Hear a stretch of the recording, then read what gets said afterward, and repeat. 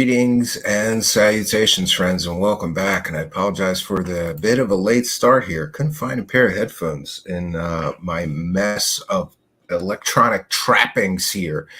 But welcome, one and all. We are back, and tonight we're going to be covering this drama.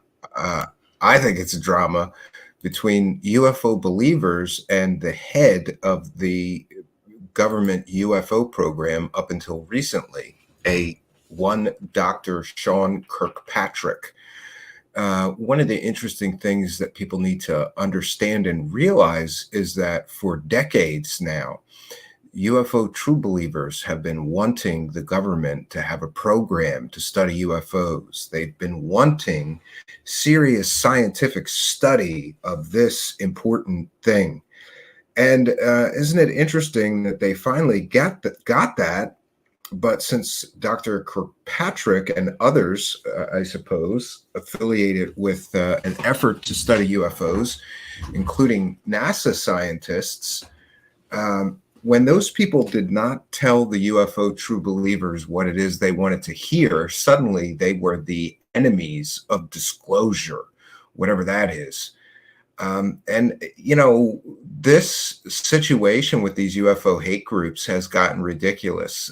For those unaware, there are actually people and whole groups of people who are literally threatening and harassing the government scientists who are studying these issues for the government. And why?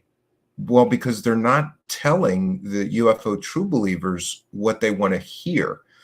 So just as the skeptics in the UFO space are punished, attacked, threatened, intimidated, and harassed by lunatics, wackadoos, so then were NASA scientists, so then was members of AARO.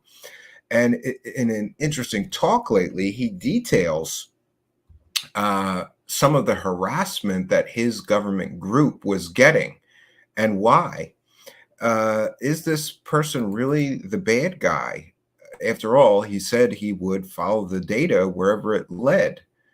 And, you know, I, for one, am glad to see that there's somebody within the government that will stand up to the wackadoo crew and say, here is what the data shows us. Here is what the data informs us about what this actually is. And I think it's amazing that these people wanted the government to take UFOs seriously for decades. These people wanted NASA and other people to take UFOs seriously. So great, we'll open real scientific investigations into some of these sightings, and they do so. And what they find is largely birds, misidentified aircraft, drones. They don't find what the UFO true believers so desperately want them to, which is proof of alien visitation on Earth. And instead of accepting reality, and here's where it gets dicey, instead of accepting the reality of this thing, which basically is that almost all UFO sightings are, anomalous. They are nothing extraordinary. Ordinary earthly objects, misidentified planes, misidentified drones, kites, balloons are a big part of this, believe it or not.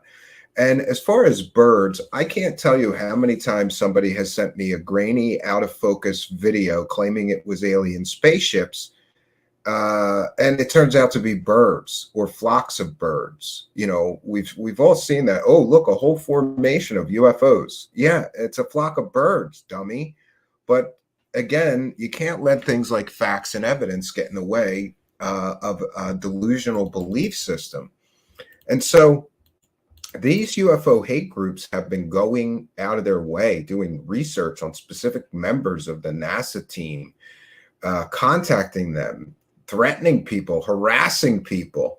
And the same holds true, apparently, for Dr. Sean Kirkpatrick AARO effort, which is the government's program to investigate UFOs, which he ran up until recently. So because the powers that be aren't telling the delusional side of, UFO land, hey, we found the aliens, they're getting attacked, they're getting threatened, intimidated, harassed. And isn't it interesting? There is not just people doing this, there's whole groups of people doing this, right? And who are they followers of? Ask yourself that. Who are they followers of?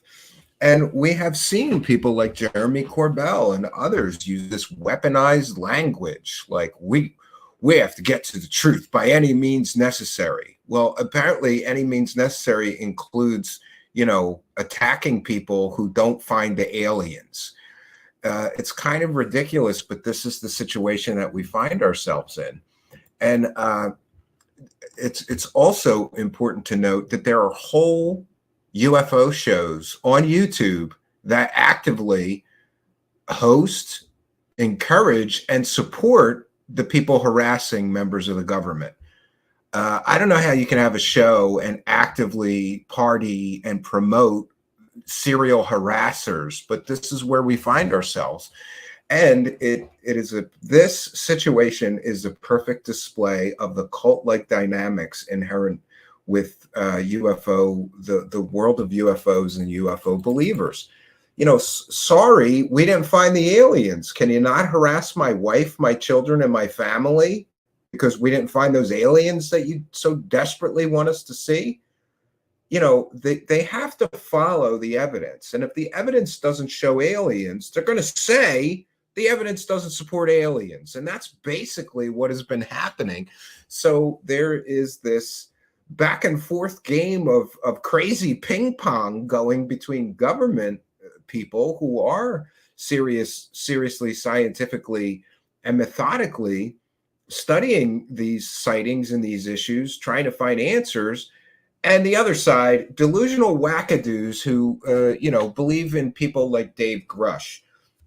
And that's another important thing that we should point out. On one side of this argument, you have a former mental patient telling stories about aliens and crash retrievals and alien spaceships in the possession of the United States government. And by the way, he has been doing that for quite some time now. And he has absolutely presented zero evidence of his claims. Former mental patient, 164 days now, claiming the government is in possession of aliens, non-human bodies, whatever you want to call it, non-human spacecraft. 164 days so far, has presented zero evidence of that. But the government is the bad guy because they don't believe the guy without evidence, and it's interesting. So on one side of the argument, you have very serious, up until now, I guess, you have some very serious science-minded people within the government, in the form of Sean Kirkpatrick and these others at NASA. And they are, going through these cases and interviewing people and assessing available evidence. And everybody comes back with, it's a far jump to aliens. There's no proof of extraterrestrial visitation here that we have seen so far. And again, on the other side, you've got a mental patient who's been saying these things for 164 days now with zero evidence. Somehow those government scientists are the bad guys because they didn't find the aliens that they've. It's simple, Dave Grusch. Just tell us where the goddamn aliens are. We'll go in there with some cameras. We'll find the aliens. If not, you're full of shit. And that's basically where we've been at. Oh, and who else is on that other side? The Grusch side. Well, you've got people like Lou Elizondo, who lied about running a Pentagon UFO program. He lied to the New York Times and said he ran a $22 million Pentagon UFO program. Turns out that program never existed except in the land of make-believe, right? He's on that side. Who else is on that side? Oh, people like Ross Coulthart, a man who has been caught selling fake stories over and over and over again. And we detailed, what was it, last night's show? No, Monday or Tuesday's show. We detailed Ross Coulthart is telling people that anybody that doesn't find those aliens is a enemy of disclosure, and they should be tarred and feathered and stoned to death. Right? And these are the heroes of the dweeb squad that are out there harassing government scientists. And who are one of their who are their heroes? Elizondo, Grusch, Coulthard, Jeremy Corbell, the man who sells flares as alien spaceships. He sells drones as alien spaceships. Everything's a goddamn alien spaceship with Jeremy Corbell, right? And according to the disciples of disclosure, these are our heroes, con artists, liars, and scammers. These are our UFO heroes. They're UFO lying scumbags. They're all UFO liar scumbags. They're just here for money. But these stupid idiots that are running these harassment campaigns think these guys are great. Oh, the guy who lied about running a UFO program, he's an American hero. Give him some more GQ awards. Oh, the mental patient who's been saying the government is hiding alien spacecraft and alien bodies for 164 days now, but won't give us any evidence. He's a national hero. And Ross Coulthard, award-winning journalist, even though he keeps getting caught selling 100% provably fake stories. And this is where it gets ridiculous. Like, what kind of a delusional goddamn world do you have to live in where you're going to argue with serious scientists who, all of which, to the best of my knowledge and a little bit of research efforts, haven't been caught selling completely and totally fake stories multiple times, right? But they're the bad guys. And these other people who keep getting caught lying to everybody, hyping up their fake credentials and their fake work histories, or selling completely and totally fake things as alien spaceships like Jeremy Corbell does, this does not make sense. Those scientists are not the bad guys here. Those scientists are not to blame. And your heroes are incredibly flawed, right? These are your heroes, people who keep getting caught lying for money. And let's be clear, if you make up fake shit about your background to get TV deals, you're a scumbag.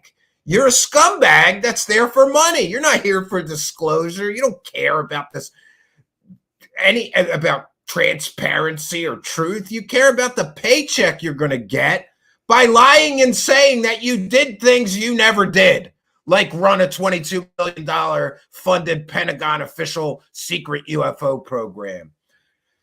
This situation is absolutely out of control. I don't know if it's just that, like, I'm too far out of the delusional phase where I thought all this shit was real.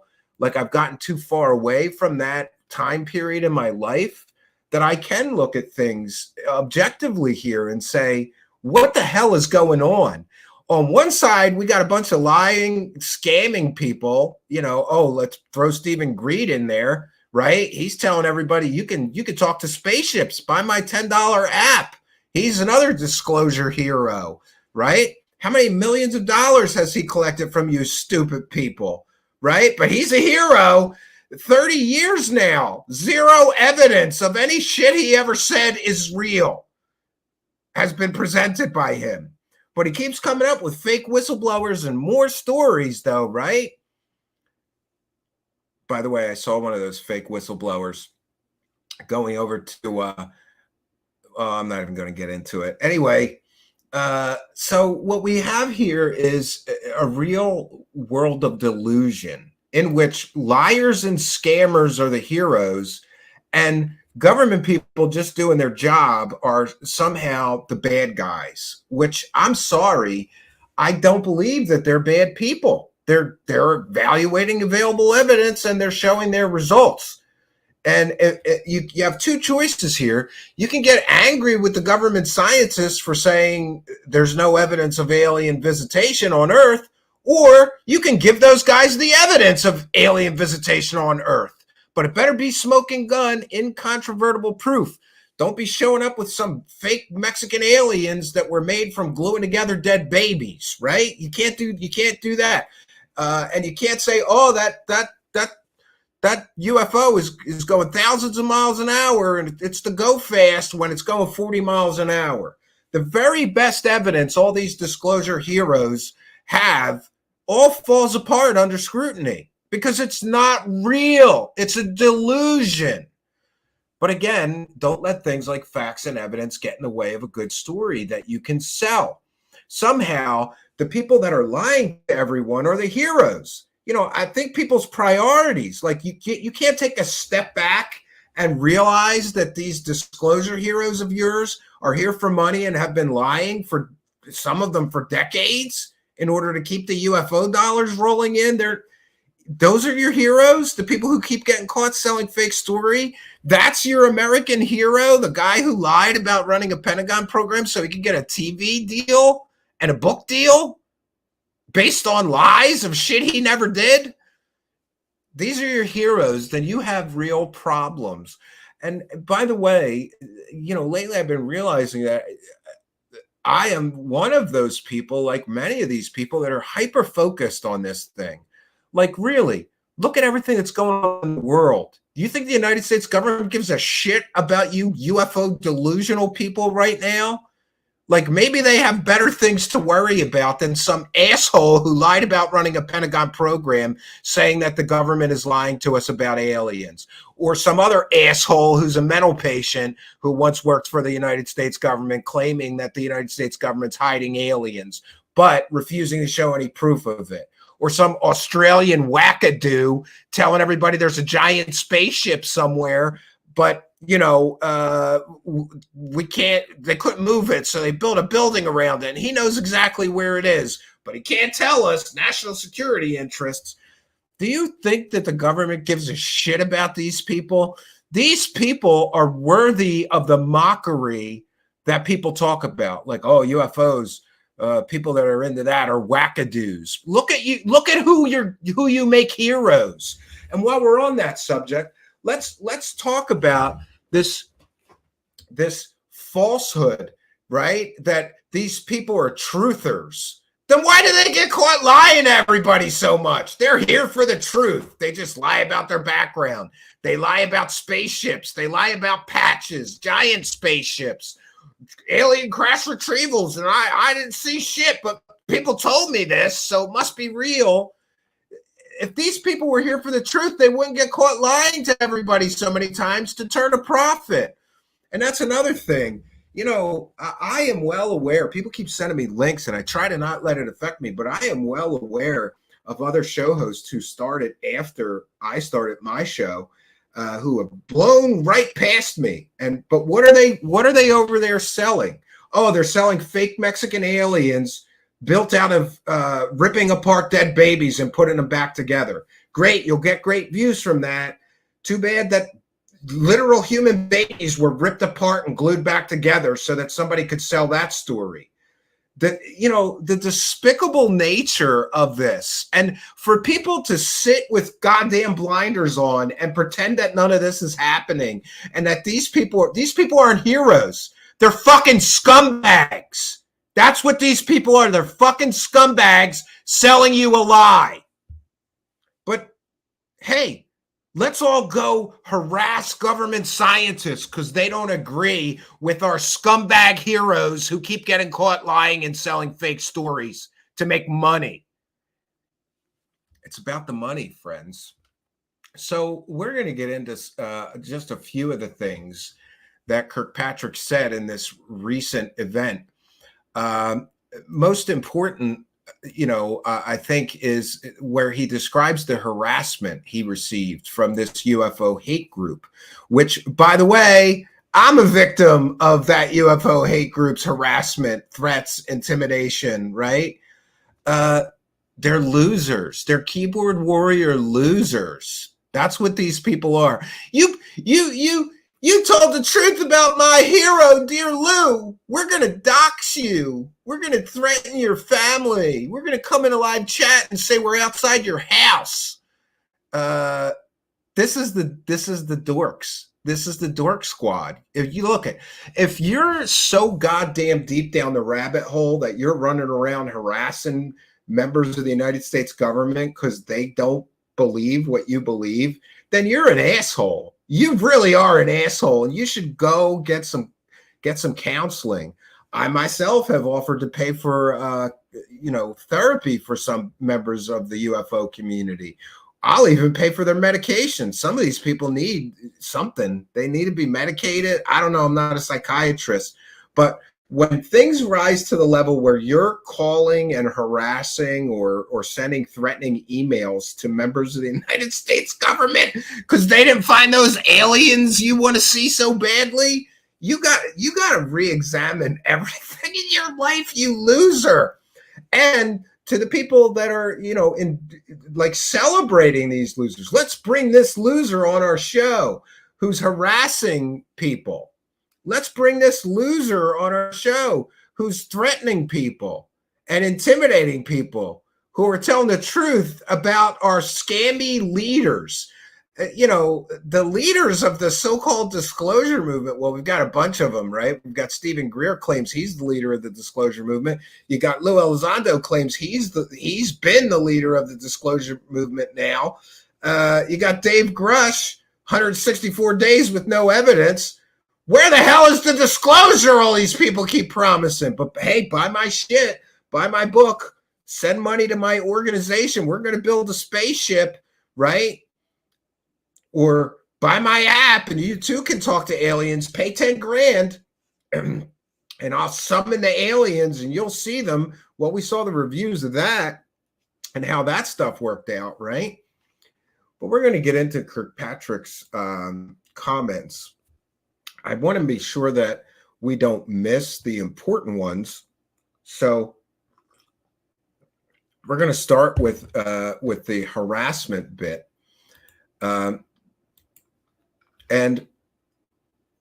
Let me put my fair use banner up. This is a transformative work, and we're educating the public. Oh, wait a second here. Let me get the right background. We're educating the public, and we'll be critiquing the video that we are sharing. So this is covered under fair use. Before we begin, and by the way, I'm going to keep things super short tonight because, honestly, it's like beating a dead horse with some of this stuff.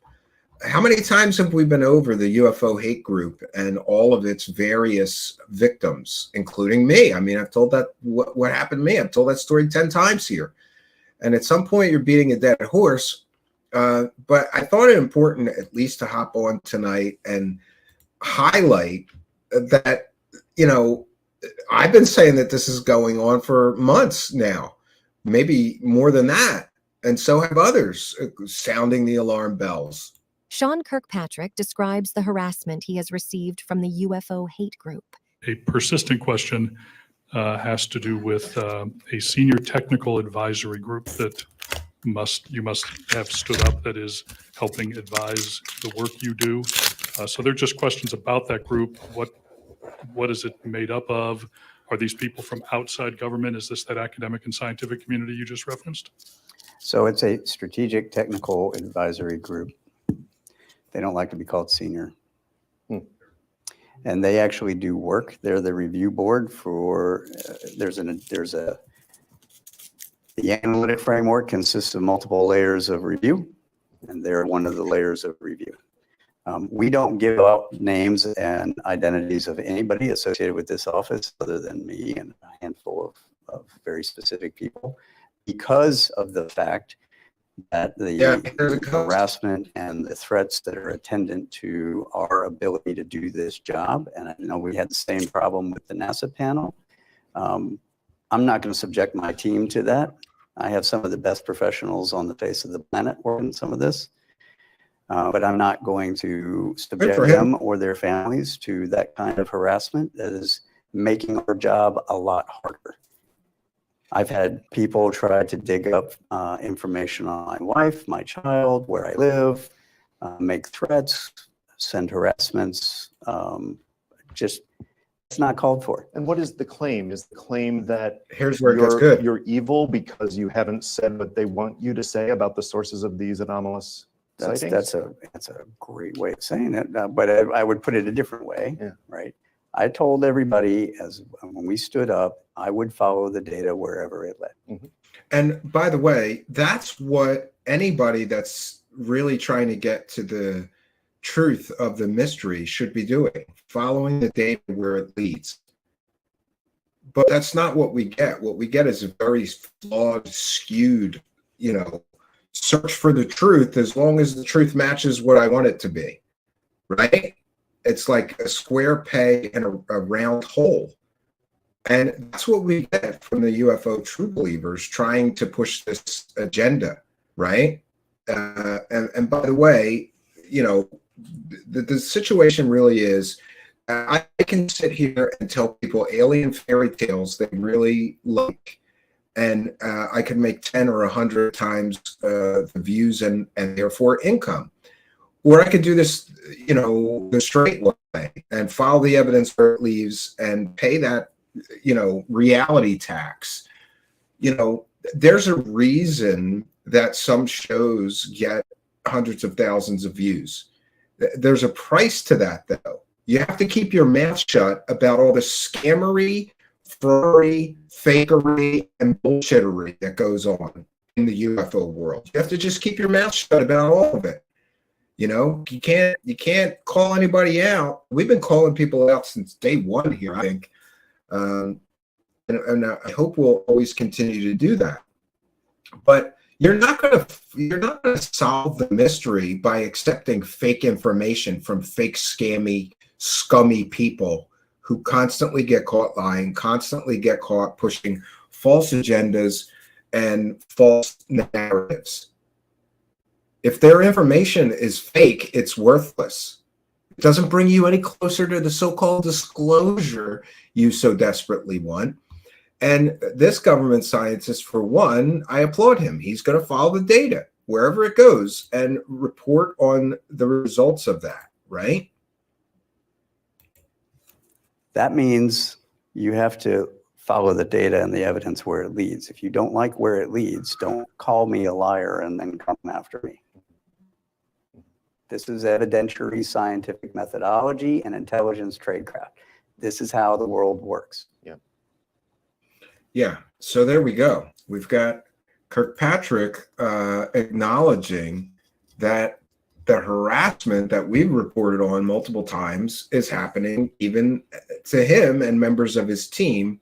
And he therefore won't make public members of his team. And that's probably a good strategy, because then they're going to start, looking those people up, digging up dirt on them or information on them, contacting their children, their family.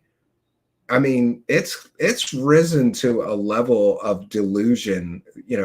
How delusional do you have to be to start harassing people because they don't come up with the answers that you want? We want to take a moment to thank Richard Crawley, longtime show supporter. Good to see you for a kind and generous $13.99 Canadian super chat. Thank you for the kindness, generosity, and support. For those unaware, we read every single super chat. And we thank everybody for helping us to praise the cash. Praise the cash, praise the cash, praise the cash. Thank you, Richard Crawley, longtime show supporter. We appreciate your support, and thanks for appreciating us. We appreciate you, Richard Crawley. So I thought the other most important part of this talk was something that Mick West highlighted, and that was something that Kirkpatrick said. This will show you why this man has become the enemy of disclosure, because basically Sean Kirkpatrick is destroying all the disclosure boners that these disclosure dorks have, right? He's really, he's like pouring cold water on a fire for some people. All of you people who believe the Lou Elizondo lie, the TTSA lie, a lot of those same people are the same people that now believe the Grusch bullshit, right? The reality, what information you were spoon-fed, carefully curated illusion of a disclosure advocate, of a government whistleblower. These are illusions. It's not real. It's a fake, a fraud. and you fell for it. But hey, you can learn from what happened and admit that you've been lied to. You can learn to move on and accept that some people in the UFO world are very deceptive and self-serving and, of course, profit-driven. You can learn to accept that, or you can stay in your delusional state in fairyland and attack people who are trying to tell you the truth about what's really happening. And in the case of Dr. Kirkpatrick, he's been the victim of all this harassment and intimidation and threats and people messing with his family. And what was his sin? He didn't agree with the lies that were spoon-fed to all of us by people like Lou Elizondo, by people like Dave Grusch, by people like Stephen Greer and others. I get it. Some people would much rather live with a pretty lie than admit the ugly truth. It's an ugly truth, right? To realize that these people are most of them are liars. Most of these people out here pushing this alien narrative, they don't have your best interest or any good interests in mind. They're thinking about their pocket. They're looking at the bottom line, and look at those views jump in when we start telling people about the aliens. Even though we have to carefully manufacture fake stories to keep everybody interested and believing it may be true, this is where we're at. And it's a sad, sad place to be, if you ask me, to realize that there's so many people that are just stuck in the delusion, and they're going to make enemies of people who are telling them the truth, the reality. It's like I said, you can live in the pretty lie, or you can accept the ugly truth. And the ugly truth is there is little or no evidence of alien visitation on Earth. And believe me, I've looked for it. I didn't just, I'm not doing research here by proclamation. How many different cases have we deep dive, thoroughly investigated? And so many of them walked away going, this is a hoax, or this is a scam, or this is not what people are pretending it is. And the thing that really fascinates me is at what point, like, what is the breaking point for the disclosure dorks that so desperately want to believe in all this shit? Like, what is it going to take to snap you out of it, to wake you up? Right? For some, it was Lou Elizondo admitting that he was using sock puppet accounts.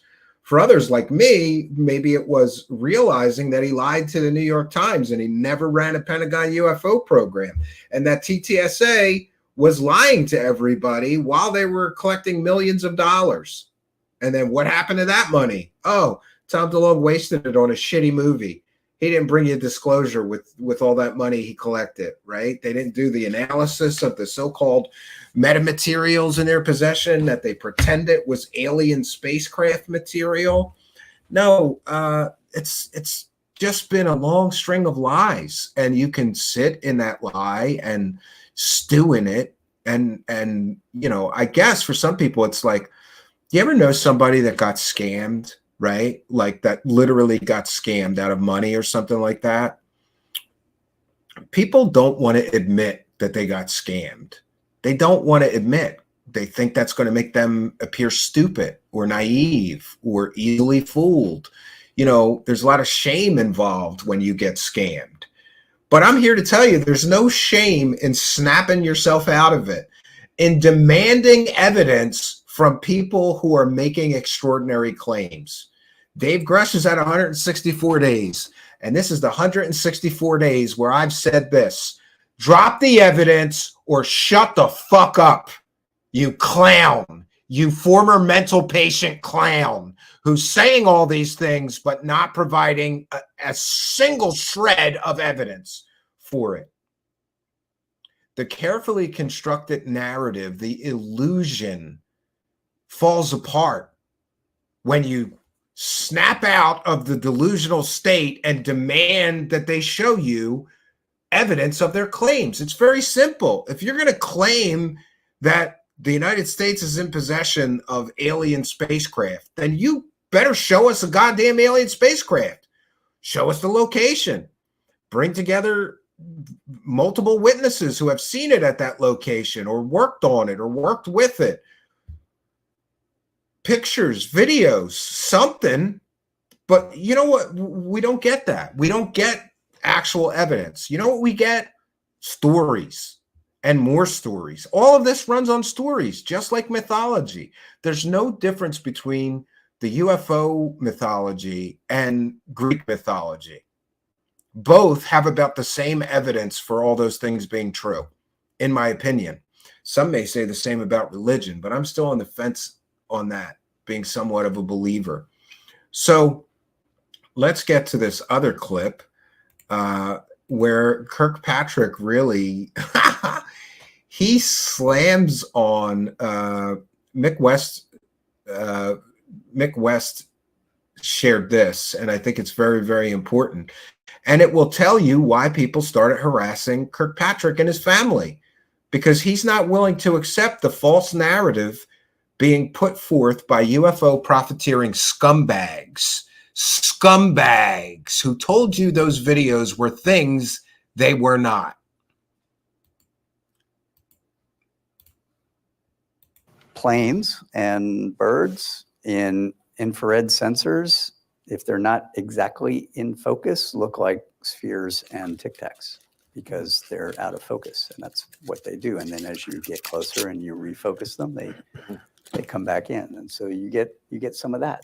Not everything, but you get some of that. But there's, and how do you learn what that is? You got to dig into the bit layer. You got to do things that some of my physicist colleagues are going to love, right? You got to actually get down in there and figure out what the auto gain sensor level is, and so you can figure out if it did it defocus or focus at the time. I mean, all of that takes time. It's not instant. I can't do that overnight. Planes and birds. Yeah, so interesting that he kind of threw, cold water on the Tic Tac fire. It's just as likely that the Tic Tac was an out of focus airplane, and by the way, airplanes at great enough distance, you can't make out wings sometimes. So the description of, it didn't have any wings. Well, yeah, if it's an airplane way off in the distance, you might not see wings. And these things can be mistaken. It doesn't make the military people who are recounting what they saw bad people. They just didn't know what they were looking at. And your mind will fill in the blanks. But I think it's interesting that he specifically mentions Tic Tacs. Planes can look like Tic Tacs. And by the way, that's 100% true. So the reason that this man is being harassed and others within the government are being harassed is because they're not going along with the lies that you were sold. TTSA was a lie. Lou Elizondo was a lie. Tom DeLonge's a fucking wackadoo who believes in all kinds of wacky shit. Dave Grusch so far has been a lie. Remember, before Grusch even came out, people were saying that this whistleblower's coming and he's going to name names, program names, and we're finally going to get disclosure. But just like we covered, 14 other whistleblowers, or was it 10? I'm sorry. All the other whistleblowers before Grusch, none of them came through with the evidence. All of them made similar claims, right? And isn't that a little strange? So many people are coming forward with similar claims, alien bodies, alien crashes.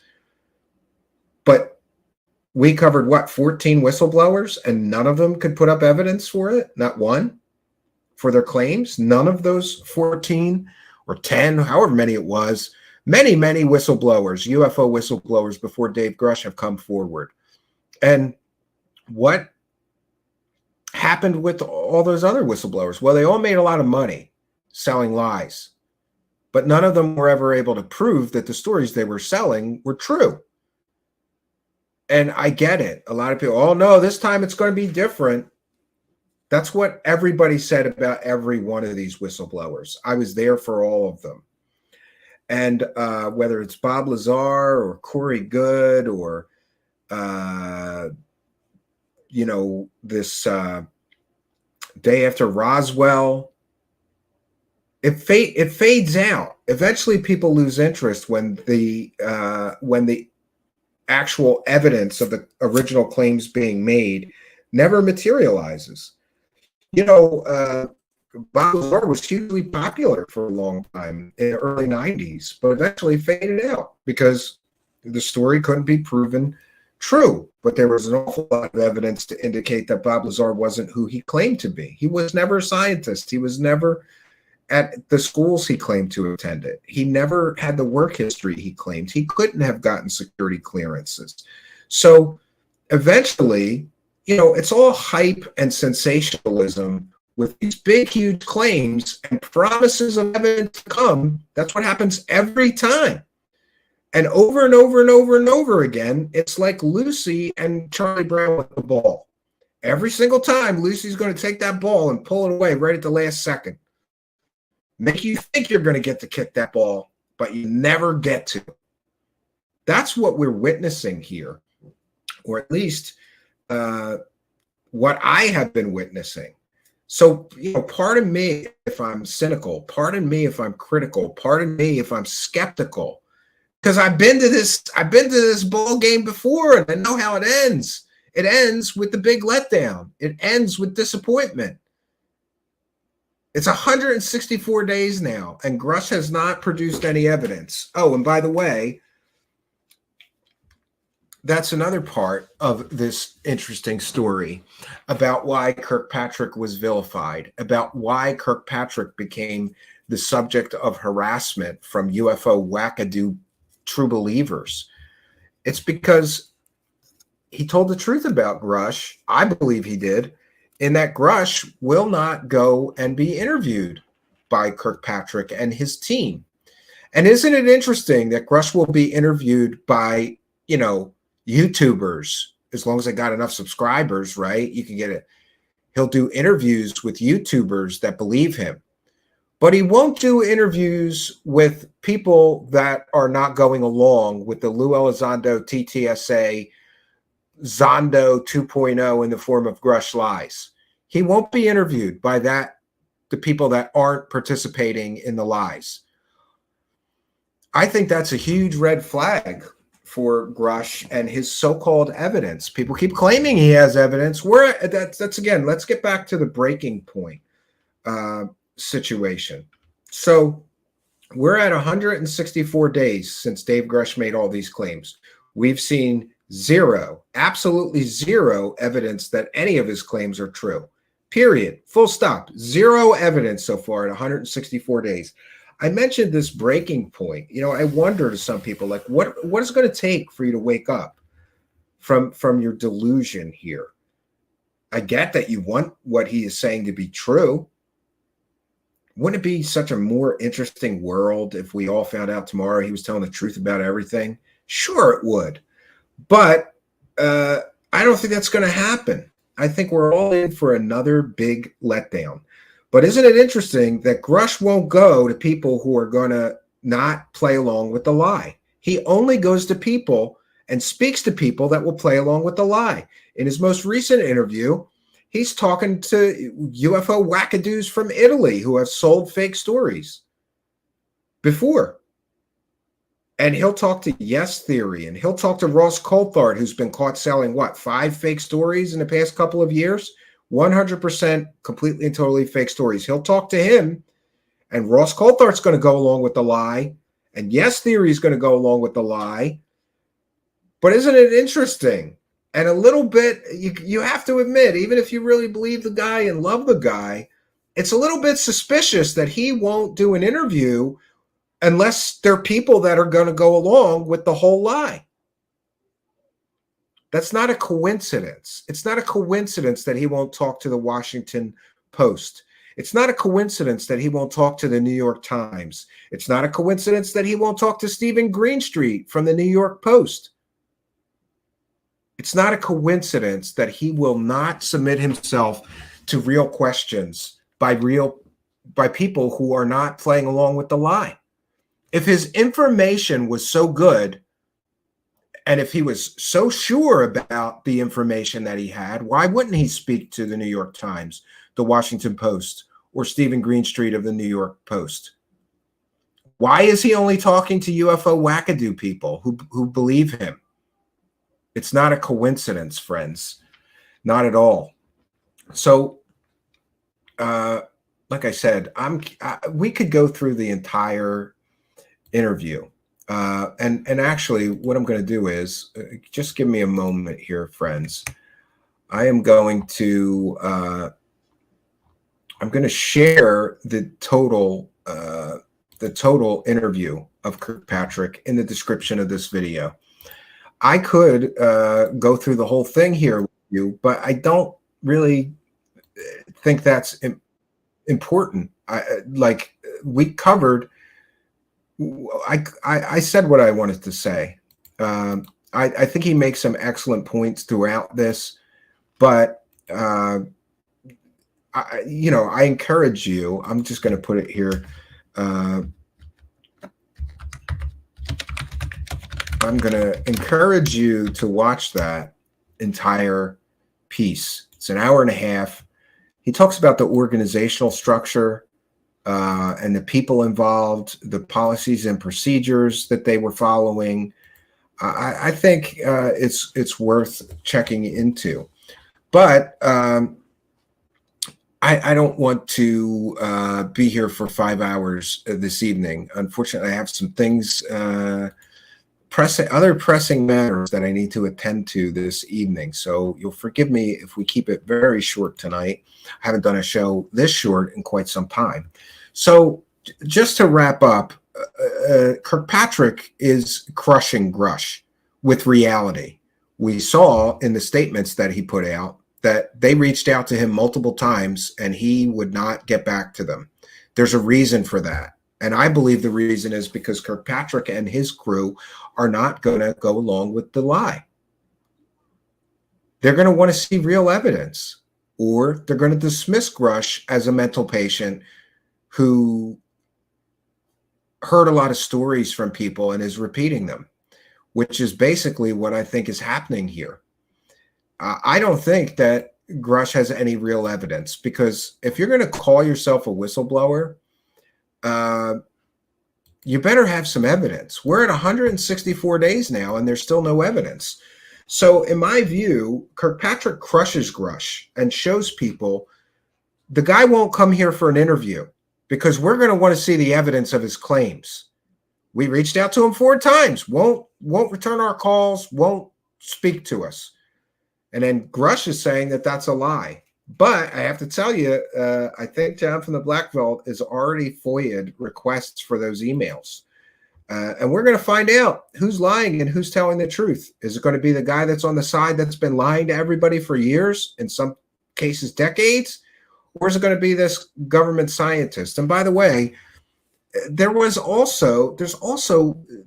is kind of ridiculous, because it used to be that everybody in the UFO community would say that the government's covering everything up. You can't trust anybody in the government. They're all lying to us about the aliens and the cover up. And yeah, but then now the UFO community is literally infiltrated with former intelligence officers who are pushing the alien narrative. And oh, those people are telling us great stories about aliens, and we love that, so we'll believe those people. Well, here's Kirkpatrick. He's saying there's no evidence of extraterrestrial life. Oh, he's part of the cover-up then. You know, either the government is lying to us or they're not. Which is it? Because I'm confused. It used to be you couldn't trust anybody from the government. And it was well known and accepted that if somebody from the government came into the UFO community and started pushing information, it was likely misinformation, disinformation, or false information. The government sent literal disinformation agents into the UFO community. There's a history of it. Now those disinformation agents are on UFO shows, telling everybody stories about the aliens. Isn't that great? And those stupid UFO show hosts are literally hosting former admitted government disinformation agents and celebrating them as heroes. You know, we live in clown world here. That's about all I can say. To have a government and by the way, I interviewed that government disinformation agent, but I want to verify very specific information about his family also being involved in the UFO program, and both his uncle and his father were. And that's majorly what I wanted to do, is confirm that that government disinformation agent's family had a long history of involvement in the UFO community. So Kirkpatrick crushes Grusch by not co-signing his lies, by demanding evidence. And isn't that what we really want? If you want the truth, then you can't just accept people telling you bullshit stories with no evidence. If something's the truth, it's going to have evidence. Is that, that's asking too much. And as far as myself getting attacked, vilified, people attacking me, we told people the truth. So which is it? Do you want the truth or do you want the pretty lie? I'm not here to sell you a pretty lie. If you're looking for pretty lies or alien fairy tales, there's 100 other channels that already sold their soul to this lie. They'll give you that which you want. Those pretty alien Mother Goose stories, most of which have zero evidence they're true. You can go there if that's what you want. I'm going to give you the ugly truth. And some people are going to appreciate that. If you're not one of those people, hey, I get it. Go listen to the Grift Squad. Go listen to people that have provably lied to you over and over and over and over and over again. Go watch people that have provably lied to you over and over and over and over again. Go buy the books of people who lied to you over and over and over again. The sad part of this is, when I think about this is supposed to be, we're supposed to find the truth of this mystery. No, we're not. No, we're not. We're supposed to keep perpetuating the mystery so that we keep the alien UFO money coming in forever. People don't want to hear that things are birds or misidentifications like the planet Venus. They want to hear those sweet, sweet Mother Goose fairy tales about the aliens. And sometimes I think I missed my calling. I could just tell you fake stories every night of the week here. But I wonder how some of these people, like Lou Elizondo, has literally been living a lie for years. And it all started with the lies in the New York Times. This man is a sad, I feel sorry for him. Every day he's got to wake up, Lou Elizondo, and keep lying to people about running a program that he never really ran. Every day he's got to lie to people to keep those dollars rolling in, or any possibility of any profits from that book rolling in. By the way, maybe there are some people starting to wake up and not playing along with the lie. And let's be clear, that's how it works. All these UFO circle jerk hosts, they all got to play along with the lie, the illusion, the fake shit. And hey, let's not bring up, I love it. Every time I hear Ross Coulthart be interviewed, nobody brings up, you got caught selling like 5 completely and totally fake stories before. Nobody brings it up. Because in order to get the interview, you got to keep your mouth shut about that shit. You got to play along. We don't play along here. And I hope that I never will. So we're going to take some comments and questions from the live chat. But before we do that, I want to thank Deb from SAC for her kind and generous $5 super sticker and for being a member. We thank you for your kindness, generosity, and support and helping us to praise the cat. Praise the cash, praise the cash. Thank you for your kindness, Deb from SAC, longtime show supporter and a YouTube channel member. For those unaware, if you become a YouTube channel member during the live broadcast, we thank you for becoming a member. But we do want to thank all our Patreon supporters and members. King Milk Fart Harassment Archive. By the way, I want to thank you, King Milk Fart Harassment Archive, because you had that clip and I didn't have to make it. You already did it for me. I watched that thing and then I said, I got to make a clip of that part. You already did it. I'm real big on not reinventing the wheel, so I hope you don't mind me stealing your clip. Says, I am still shocked Elizondo refollowed King Milkfart. Yeah, for those unaware, Elizondo is, and by the way, thank you for your kindness, generosity, and support, and helping us to praise the cash. And thank you for shedding light on the UFO hate group stuff. Praise the cash, praise the cash. We thank you for your kindness, generosity, and support, and we thank Sandra McDonald for your kind and generous $7.99 Australian, and for being a channel member. Says, keep your integrity, Stephen. We depend on you. Well, thank you for your kindness, generosity, and support. And it's only through the kindness and generosity and support of all of you that I'm not selling out. You know what?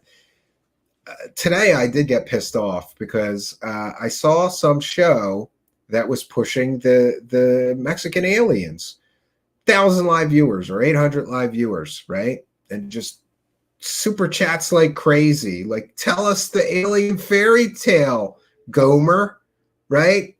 Tell us the alien fairy tale we want to hear, Gomer.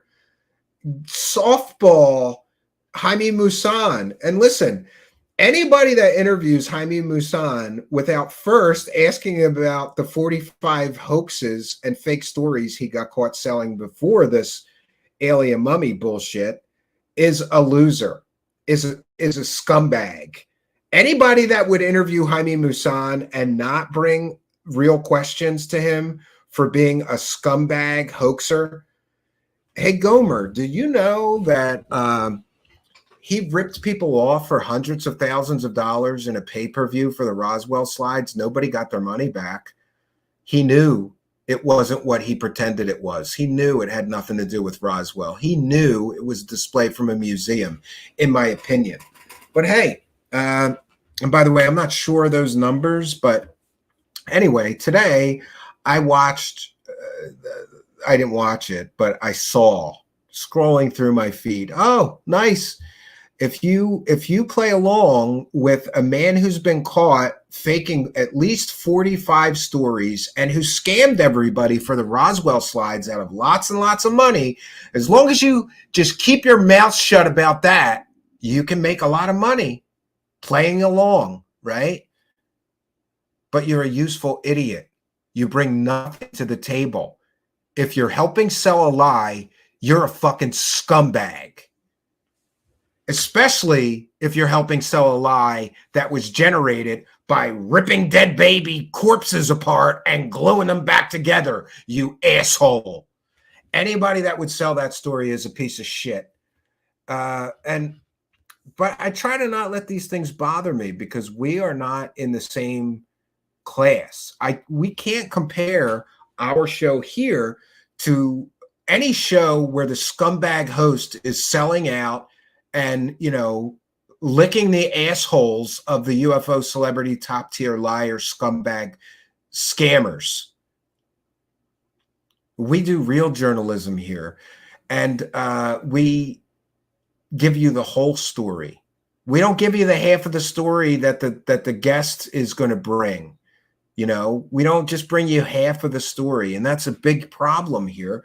A lot of people just bring half of the story. They don't bring the entire story to their viewers. But don't get me started on infotainment. But thank you, Sandra McDonald, for your kindness, generosity, and support. We appreciate you. Thanks for appreciating us.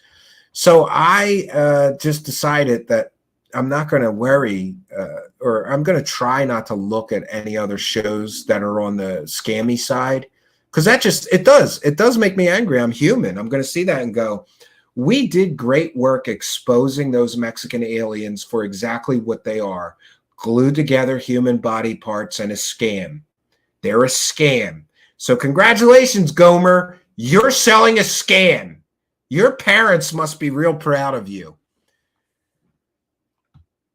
And by the way, if I ever found out that I was paying the bills and the college of one of my children and they were helping the biggest scammer in Mexico sell yet another fake story, I would not only cut off their tuition money, rent money, food money, I would disown them. That's what I would do. But hey, you know, I'm just speaking as a father. Must be nice to have like, parents pay your bills while you run around helping Mexican UFO scammers sell lies that were based on ripping apart dead babies and gluing them back together to look like an alien, right? And again, I renew what I said before. Tell me where your dead relatives are buried. Can I dig up your dead relatives and glue them back together to look like an alien and make a lot of money selling a fake alien scam? And if you're not okay with that, you shouldn't be hosting this shit. And you should be telling people the truth about it. Go Kick Rocks is here. Says, this is my all-time favorite show. I've been here a long time, and Cambion is the only one that tells the truth, ugly or not. Thank you, Jess. Go Kick Rocks on Twitter. One of my favorite follows. She's always posting good stuff. Follow her on Twitter. Amy Collins, my deepest questions at night, is it a psyop or is it pure greed or both? I think it's both. To the backers. Bigelow Mellon. Yeah.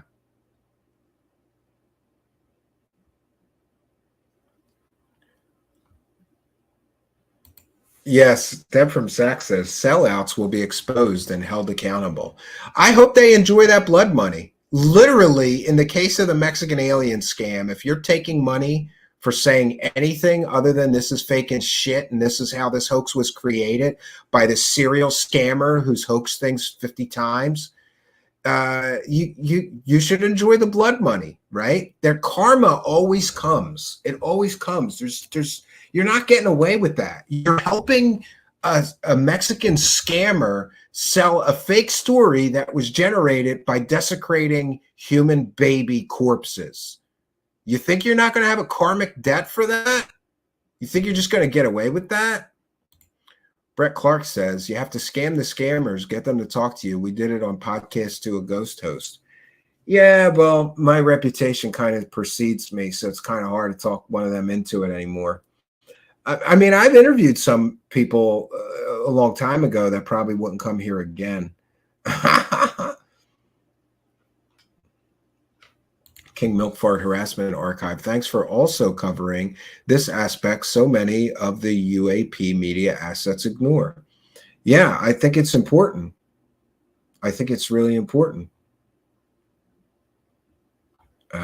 So we'll take some comments and questions from the live chat before we bounce on out of here. We're going to call this one a short one, though. Sandra McDonald says Kirkpatrick must be valve bouncing. He's got out of that cesspool. Yeah, there's a reason that he left his post, and I don't think it's because he didn't like his job. It sounds like he, Garaji says Gomer's parents don't know, and Ted, she probably tells her parents she's a telemarketer. Well, it's kind of hard to hide that YouTube presence. Her parents probably just don't know that she's helping people sell scams, What do you think about Stanley Meyer's water fuel cell? It's in my gray basket, PX, and thanks for asking. I'm going to do a more thorough job investigating that, and we'll do a show about it, because that story's been bouncing around conspiracy land for ages and ages. Not so sure of the veracity of the claims, though. So let's take some more comments and questions, right?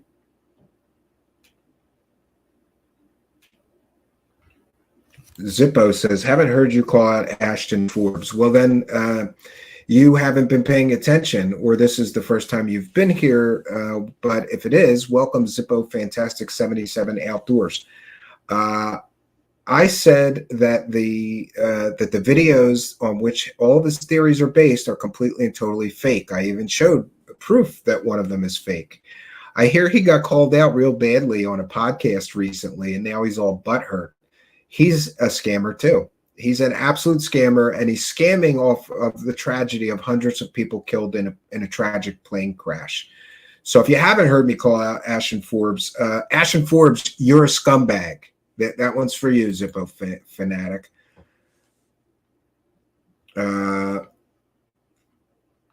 Event Tide with a kind and generous $5. Love the show. Do you have any idea how Steve Justice got wrapped up with all these scammers? I think he bailed when nothing verifiable surfaced. I think that he got involved with the Joe Firmage sort of free energy anti-gravity scam, didn't he? I could be wrong. I know the name Steve Justice, not incredibly familiar. I have to look him up and refresh myself. But there's so many government types that I know he's a government guy that have come in and out of the UFO community. Some come here, and when they don't instantly cash out very quickly, like they thought they were going to, they say that's enough and they bounce out. Justice, though, has been involved with people like Kit Green and others, to the best of my knowledge. But thanks for your kindness, generosity, and support, and helping us to praise the cash. Eventide, don't eat yellow snow. Well, I am going to the cabin tomorrow. Luckily, it's not going to snow, I don't think, right? What do you make of Gary McKinnon, says Soil Alpin 900 AD. I was supposed to interview him 3 times, a couple of times at least. I know he sort of made the rounds recently. I'd like to speak to him and I'd like to interview him. He doesn't come across to me like a scammer because he hasn't really cashed in on his story very much. And his story has remained remarkably consistent. Not that that's proof that he's telling the truth about everything. But Gary McKinnon, for those unaware, hacked into NASA servers and found information related, he believes, to a secret space program. I think that's a good thing, that he did a good thing if he hacked in and found information that the government is hiding from us. But he's still in my gray basket. I'll make up my mind when I've interviewed him and spoken to him, and maybe we'll try to make that happen soon.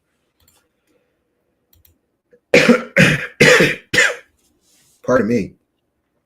You'd think some Mexican witch will make Jamie eat urinal mints or just turn him into a zombie maid.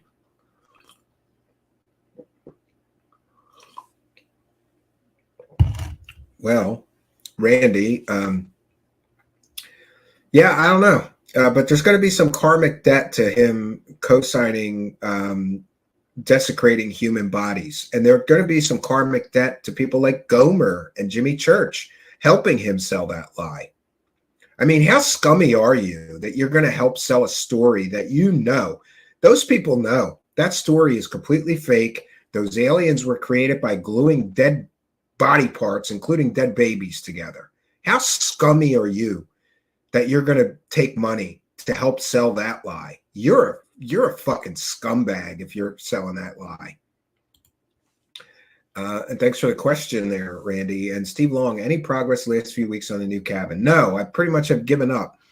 For those unaware, I started building a new cabin on some new property, not far from the old cabin, but deeper into the woods, higher in the mountains, and way hidden out off in the forest. And what happened was, Steve Long, I hit the ground running, start cutting down trees and clearing area and clearing brush. And as soon as I started putting walls up, started laying logs, in comes the rainiest fall that I've ever seen where my cabin is. 8 weekends in a row, all of September and October, basically. It rained like hell all weekend long.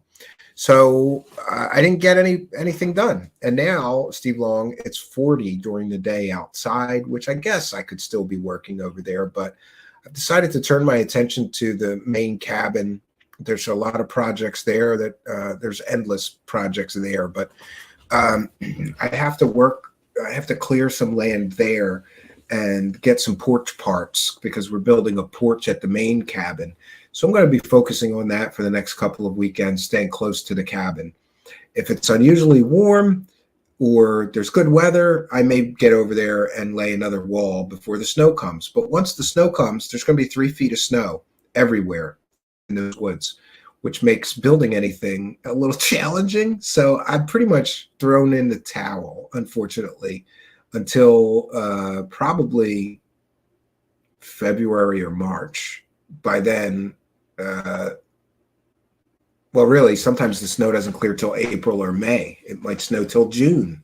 You never know there. But I'm pretty much thrown in the towel until we get better weather on the new cabin.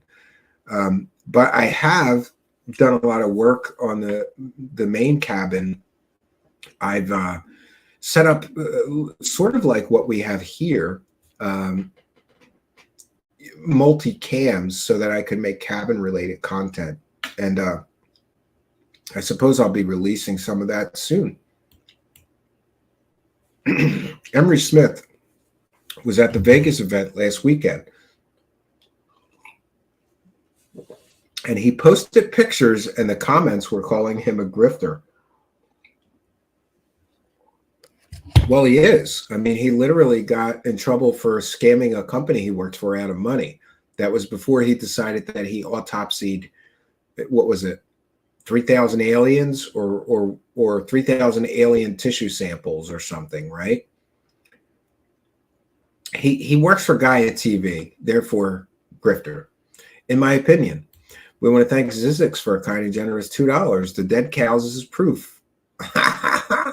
The dead cows is proof. Linda Moulton Howe, I'm sure she killed those cows with a shovel. And thank you, Zizix, for two things: for being a member and for also helping us to raise Raise the cash, raise the cash, raise the cash. All right, I like today because we're getting caught up here with the live chat. And by the way, I should promote it. I'm terrible at promoting things. This weekend, we've got a full boat of fun stuff for you with these Truthseekers classic episodes. 1 second, let me go over there and I'll tell you about them. Wait, so today's the 16th. The first one is the Ancient Stargate Conspiracy. So if you haven't heard of it, there was a huge conspiracy for many years that still remains to this day about the war in Iraq really being about the United States government trying to get a hold of ancient stargates. I'm just calling this the Ancient Stargate Conspiracy. And in this special piece, this is a previous broadcast. We're replaying some of them as classic episodes now. This is one of my favorites because we trace the history of those claims and we check into whether those claims could or would or maybe are true. I think we did a great job on this. It's one of my favorite episodes because I was a big fan of the Stargate movie and television show. And largely, I think that's where a lot of these conspiracies came from. People watch that show and somehow it gets intermingled with reality. And, but there is some truth to everything. It's true that the Baghdad Museum was raided. That was one of the first things they did, and a lot of things disappeared. Some people believe that the Stargates disappeared and the United States government took them. Chris Johansson's asking, or seen John Walson videos? Not familiar, but I'll put it on my list. I will put it on my list.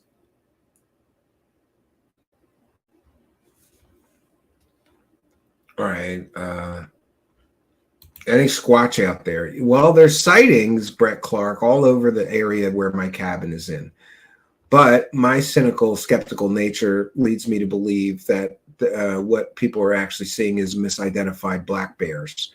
There's a huge black bear population right in the area where my cabin is. In fact, every year there's a bear in my yard. Every year, Brett Clark. No matter what we do, I even tried keeping the garbage inside the cabin, in a can, to prevent them. They always get into things. There's tons of bears. And I think people are, and by the way, I once, Brett Clark, saw a black bear standing upright against a tree, scratching its back on a tree. And from a distance, boy, that could look like a Bigfoot, really. So I'm aware that there's sightings all around my cabin, but I'm still skeptical. I think people are seeing misidentified black bears because there's a lot of them. 1 second here. I'm way back here. I apologize. Remember the story about the dark fibers found in patients with Morgellons disease? Some stories just come and go. What do you think about videos posted from past Scrubs, Jones Lights, 9/11? Yeah, a lot of things in conspiracy land are melting off the internet. I never knew really what to think of Morgellons. I didn't really believe it, but I'm not a doctor, you know. And as far as 9/11, there's stuff that's vanishing. It's disappearing from the internet. Oh, I'm a terrible promoter. See, I got sidetracked that quickly.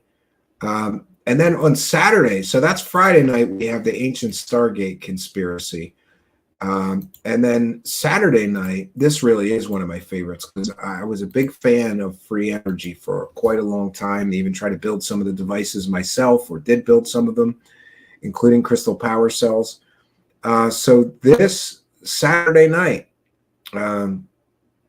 is free energy possible? A deep dive. And this is the story of John Searle, free energy and anti-gravity claimed inventor. Joseph Newman, free energy claimed inventor. John Hutchinson claims he invented free energy. And Dr. Stephen Greer and his Orion project. This is a 4-part deep dive into free energy. If you're not familiar with the subject, this is a great overview of some of the more well-known characters in the world of free energy. And spoiler alert, the world of free energy is a lot like the world of UFOs. It's filled with scammers, hoaxers, and bullshitters. So consider yourself warned. And then on Sunday night, we have one of my favorite episodes, which is an interview that I did with a Catholic priest exorcist, this Father Maginot. And you may be familiar with Father Maginot. He was the priest that did the exorcism for the Hell House that Zach Baggins would later buy. Apparently, incredibly haunted house infested with demons. A child in the home got possessed. Father Maginot is the priest who exorcised the demon from the child, and he tells the whole story.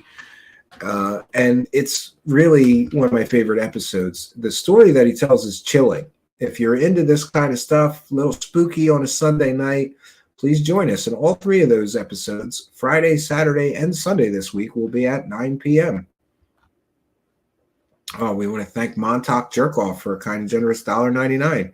Stargate is a documentary. Well, some people have said that. Yeah, that's ridiculous. According to David Wilcock, Star Wars is a documentary. Let's see. Tales of the Sonic Voyage, Bringing the Truth Hard, and thanks for the cattle and shovels tea. You're welcome. Yeah, for those unaware, there's a cattle and shuttles and shovels T-shirt now in the Truthseekers store on Amazon and Redbubble. I'm gonna get one of those myself because I just think it's funny. Like. Anytime we do, I should have themed shirts, and anytime we do we should have some David Wilcock themed shirts as well. But I want to get one of those shirts, and then anytime there's we cover Linda Moulton Howe, I can wear those shirts. I'm trying to find it now, our Amazon link here. One second, I wanted to share that. There's always latest shirts. Yeah, look at that. This is great. And thank you for your kindness, generosity, and support, both to Montauk Jerkoff for the kind and generous $1.99 and to Tales of the Sonic Voyage. And thank you, Tales of the Sonic Voyage is a member as well. Thank you both for helping us. Of course, tonight we're doing great with praising the Cash, raise the cash, raise the cash. kindness, generosity, and support. And I'm just going to show you this shirt that they were talking about. This is our latest shirt, Cattle and Shovels. Linda Moulton Howe killed those cows with a shovel. Now there's a shirt about it, Linda Moulton Howe. So praise the cash, bitches, buy a shirt. And let everybody know that you too believe that Linda Moulton Howe killed those cows with a shovel. I think she did, friends. I really think she did. She's done other slimy stuff to get a story to sell, right? Amy Collins says many Sumerian artifacts are worth more than their weight or volume in gold. Not surprised it was raided with Iraq.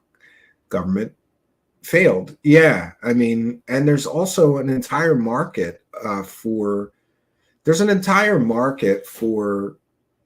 antiquities. A black market, I should say. Yeah. Simon Flag, does Greer cry? He cried in that one documentary. I don't know. Go Kick Rocks. My mom put a $30 radio on her trash cans and it scared her black bears away. Yeah. I have a bear alarm in my shed, but I've never hooked it up. It's like a siren. And when the bear comes around, you just push a button and in the cabin. I know somebody that lives someplace with brown bears, and brown bears are really a lot more dangerous. Go Kick Rocks. We only have black bears. They're smaller. They're not big grizzly bears. But that person I know has a bear alarm with a bunch of sirens on trees outside his cabin. And when there's a sighting of a brown bear or he sees a brown bear coming through, he hits a button in his cabin and it blasts them with noise and they run away. They don't like it. I'm thinking about doing that because we have to be very mindful. Go Kick Rocks, you're a mom, so imagine your kids are playing in the yard and some bears just come wandering through while your kids are out there. It's a little scary. We keep a close eye, a really, really close eye on them. Yeah. Brett Clark says, we've been to several places. He's been attacked, and folks that worked at some of the locations said that his crew were doing, sorry, I lost the context. Way behind in the live chat. Let me try to catch up. Wow, and a fairy. Steve, what would be the reason for Grusch to lie? I'm confused. He's not getting money from this, right? Yes, he is. He's already gotten documentary deals. He got paid by News Nation, I'm told. He got paid for every appearance, I think. And I'm not convinced that he's lying. I think Grusch may have been manipulated and that he's a useful idiot, and a bunch of people got him all pumped up, telling him he's going to be the hero of disclosure, and told him a lot of stories that he's now repeating. I'm not convinced that he's actually lying. I'm just at the point where I don't trust a mental patient with no evidence. He's a mental patient with no evidence talking about aliens. We should treat him like we would treat any mental patient talking about aliens with no evidence. Maybe get him some help instead of trying to make money off of him, right? Montauk Jerkoff says, play a loop of your laugh for the bear alarm. Yeah.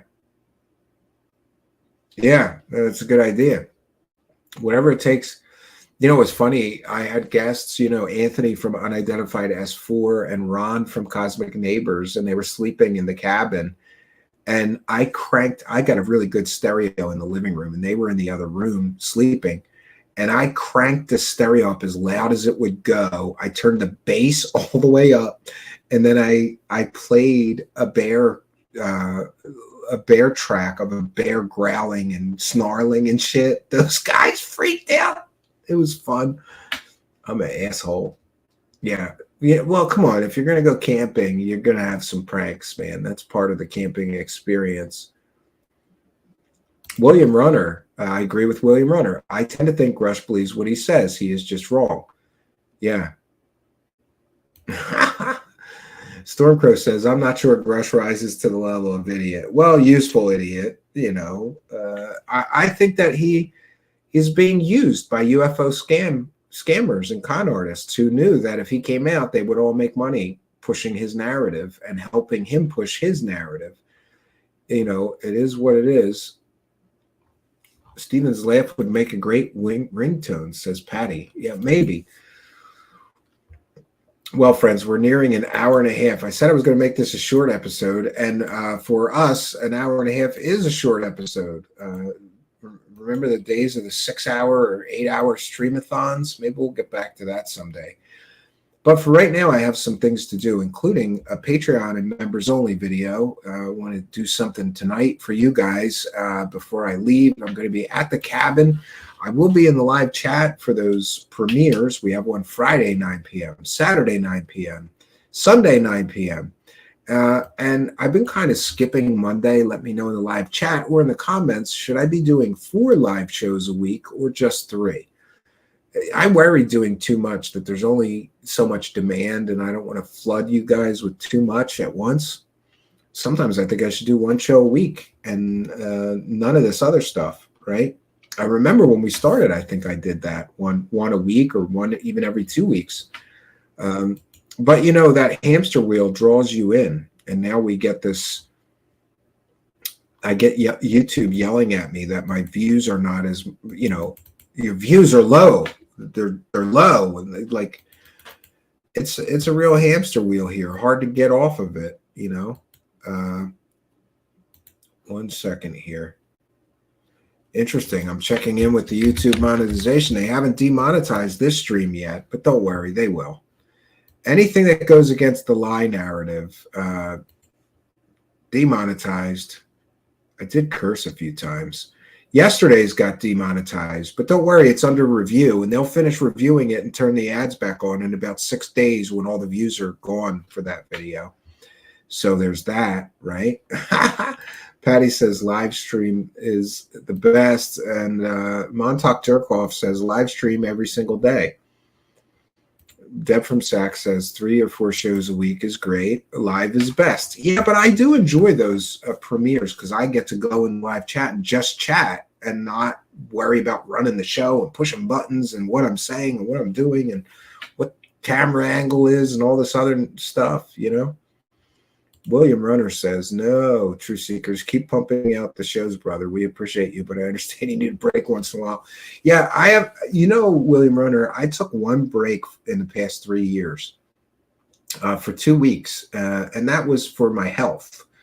It wasn't like I was really on vacation, but it was still nice to take a break for 2 whole weeks from this shit. And but I've been thinking that I'm going to take a few weeks off coming soon, maybe for the holidays coming up. It's just sometimes it's too much. It's like, you know, every day, what are we doing for a show tonight? I know there's people doing more shows than me. I don't know how they do it, unless they just don't care about the quality, right? Deb from Saks, do you? I'm a new sub and really enjoying it. Well, thanks, Soil Alpin 900 AD. We've got a lot of new subscribers, and we want to take a moment to thank you, new subscribers, and welcome all of you.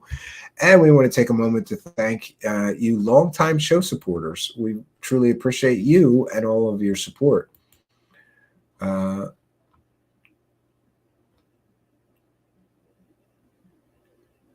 I've just been informed there's another lawsuit. Oh no, that's a.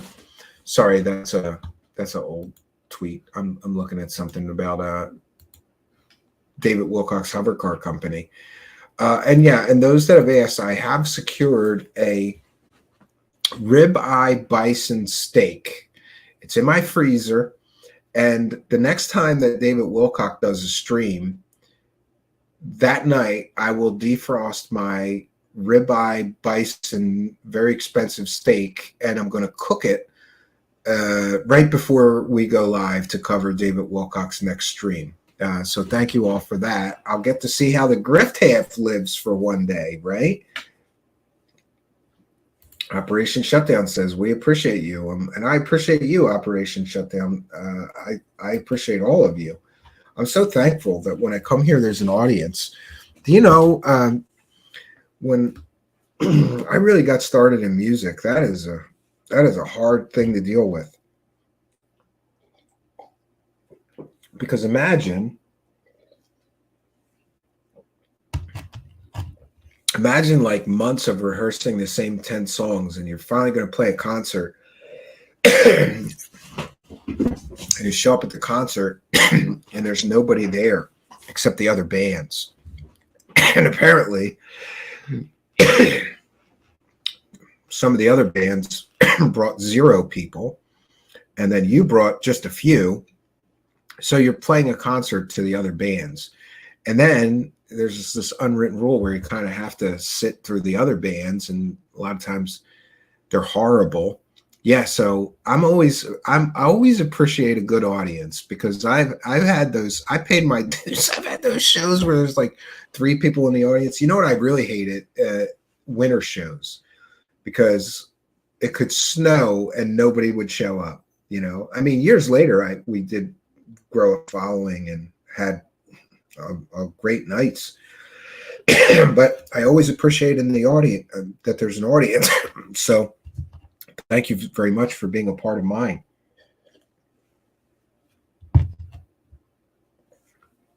Algaray says, yes, ribeye bison steak night. Eat your heart out, David Wilcox. Yeah, but I don't have 3 months worth and 2 freezers filled. You know, I don't have 10 grand worth of bison ribeye steaks just laying around in my freezers.